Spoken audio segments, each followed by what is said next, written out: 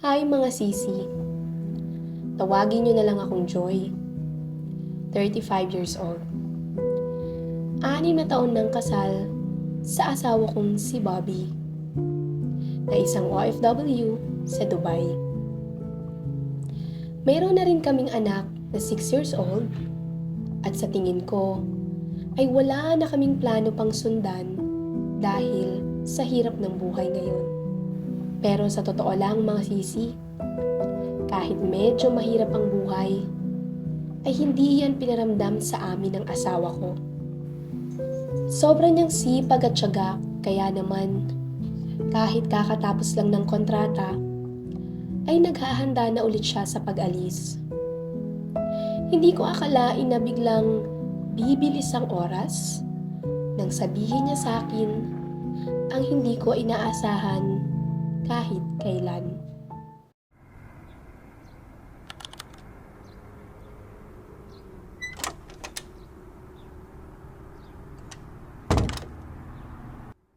Hi, Han!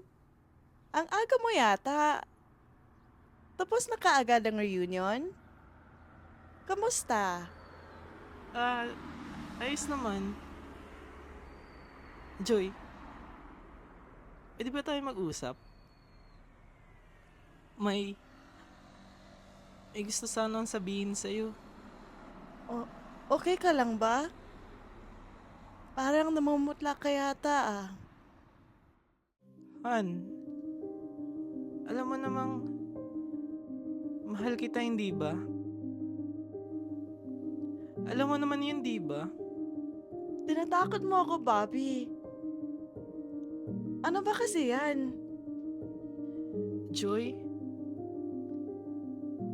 I've done something terrible. Nung nasa abroad ako I was unfaithful, Joy. Ha? Anong ibig mong sabihin? Kamali ako. Han, kasi You cheated on me? it was a mistake, Joy. Maniwala ka sa akin. Naging mahina lang ako. Pero nagsisisi ako. Wala nang umuwi ako dito. Hindi matahimik ang konsensya ko. Patawarin mo ako, Joy. Paano mo nagawa sa akin to? Pinagkatiwalaan kita. Niloko mo ako. Niloko mo kami ng anak mo. Joy. Please. Alam kong nasaktan kita. And I'm so sorry. Bigyan mo ako ng chance, please. I want to make things right. Ay.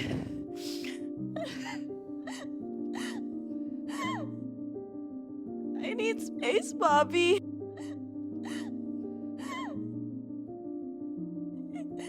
Hindi ko alam. Hindi ko alam kung mapapatawad pa kita.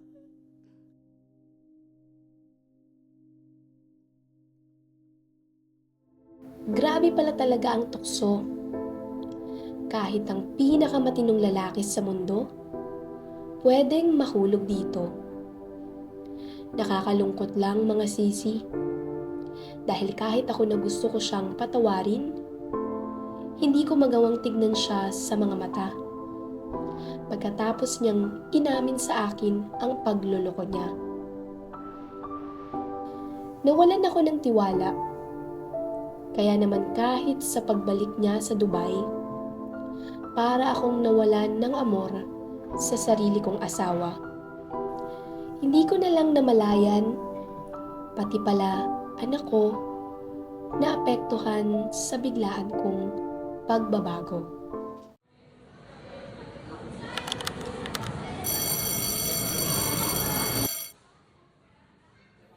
Salamat po at nakapunta kayo dito. It seems your children got into a bit of a misunderstanding today. Ano pa ba ang nangyari, sir? Ang sabi po kasi ng teacher, Lumapit daw si Camille kay Jan dahil tahimik daw po ito. Si Jan naman ay nabigla. Kaya naitulak niya si Camille. Kaya natapunan ng Diyos ang uniform. Ako na pa humihingi ng pasensya, Mrs. Torres. My son has been going through a lot since his mother passed away. Pero mabait naman siyang bata. Alam ko pong hindi intensyon ng anak ko na maitulak ang anak niyong si Camille. Sorry Mr. De La Cruz. I understand. It's been tough on us too. Siguro, nakita lang ni Camille na malungkot ang anak niyo, kaya gusto niyang samahan. Because lately, alam kong naapektuhan din siya sa problema naming mag-asawa. Sa tingin ko po, mas makabubuti sa dalawang bata kung magkakilala muna sila at maging magkaibigan. Baka po pwede ninyong bigyan sila ng oras. Kahit supervised visitation. Sa panahon ngayon, iba na ang kabataan. Mas maganda, magkaroon sila ng sense of comfort.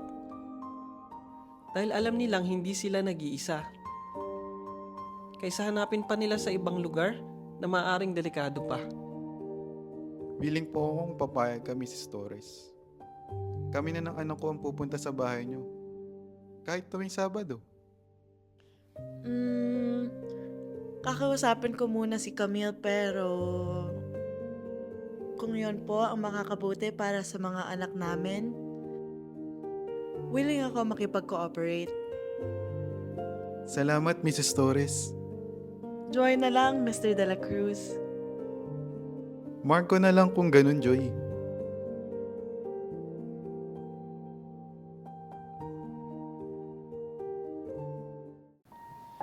Pumayag si Camille sa suggestion ng kanilang guidance counselor. At dahil doon, nagkaroon kami ng bisita tuwing Sabado sa bahay. Nagyaya pa kami ng ibang classmate pero sina Marco ang hindi pumalya. Mas nagkasundo kasi sina Camille at John, kaya ang Sabado, nadagdagan ng Linggo. Hanggang sa naging araw-araw at may ilang gabi na sa amin na sila naghahapunan. Sa totoo lang mga sisi, natutuwa ako sa pagiging magkaibigan namin ni Marco.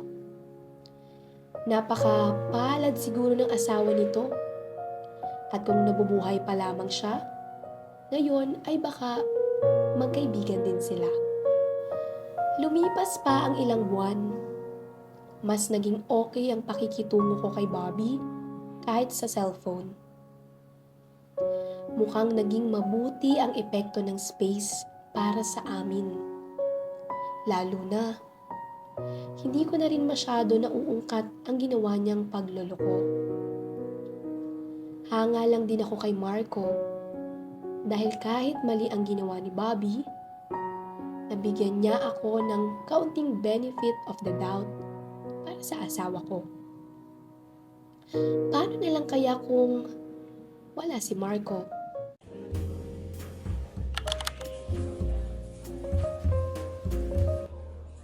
Nakakatuwa na malaki ang in-improve ng behavior ni Camille at John. Napapansin mo rin ba? Kasi si Camille, dati, hindi nauubos yung lunch na pinapabaon ko, pero ngayon, bakit ka ganyan makatingin sa akin? Nasabi ko na ba these past few weeks? Talking to you has been the best part of my day. Pakiramdam ko, nahuhulog na ako sa'yo, Joy. Marco, hindi magandang biro yan ah. Hindi mo rin may tatanggi, Joy. Alam kong nararamdaman mo rin. Oo, Marco. Oo, I feel the same. But this is so complicated. I'm still married. Even if things are falling apart. Naiintindihan ko. Gusto ko lang malaman mo yung nararamdaman ko. Mahal na yata kita, Joy. Masaya ako na nandyan ka, Marco, pero hindi ko alam. Naguguluhan ako. Baka malungkot lang tayo. Baka nadadala lang tayo ng emosyon. Hindi kita pagsisisihan, Joy.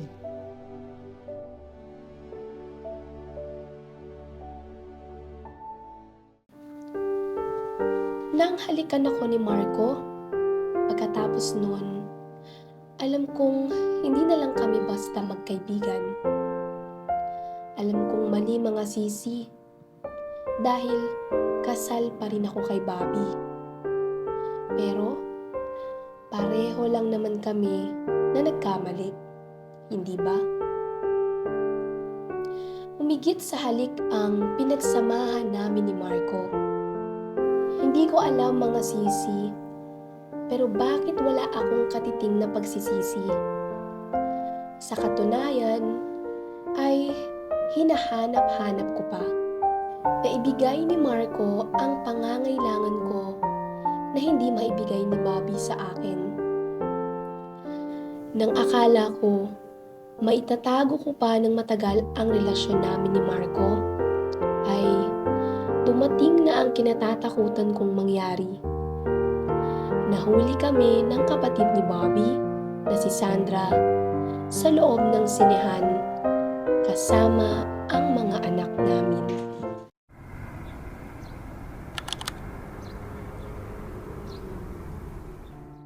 Kamusta kayo ni Camilhan? Mabuti naman. Ikaw? Okay naman dito. Medyo busy lang.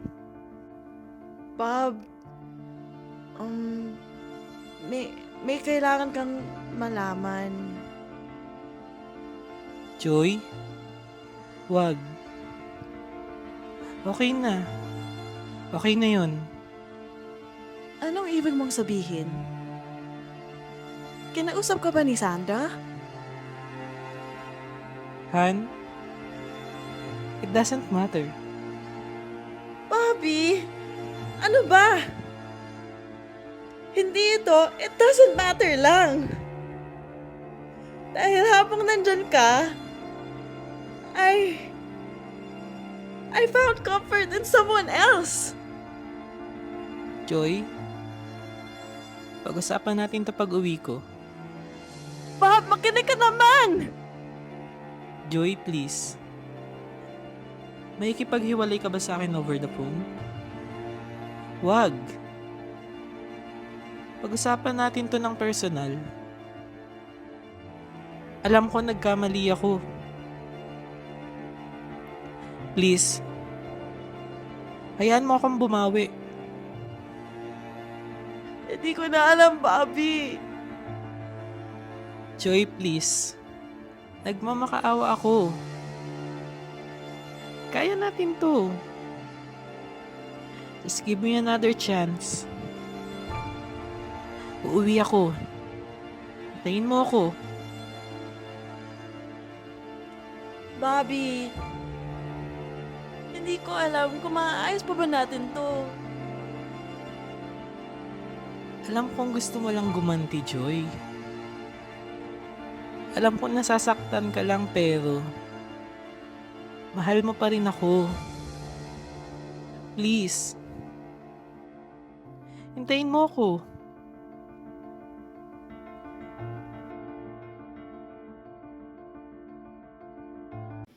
Nang marinig ko iyon, ay hindi ko na alam ulit bigla ang mararamdaman ko.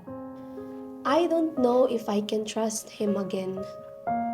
And now, I don't know if I can trust myself. Nakita ko ang anak ko ng mahimbing na natutulog.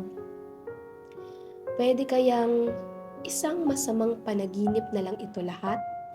Pero sa mga sumunod na araw ko na lang napagtanto na may mga tao palang katulad ko, nagising pero sa huli pala matatauhan.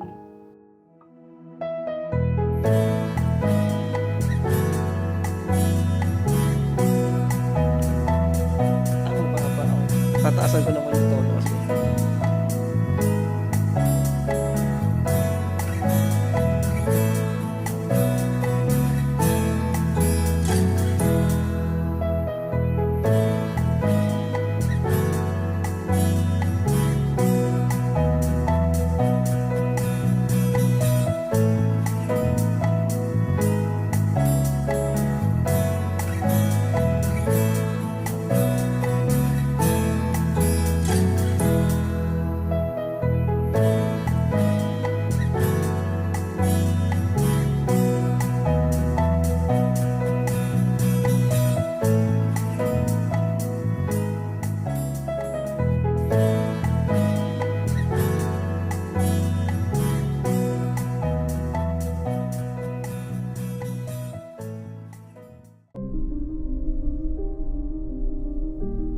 Joy? Ikaw pala yan. Sino pa ba? Joy? Sino si Abby? Kanino pangalan yung pinabanggit mo sa panaginip? Si Abby. Si Abby yung asawa ko.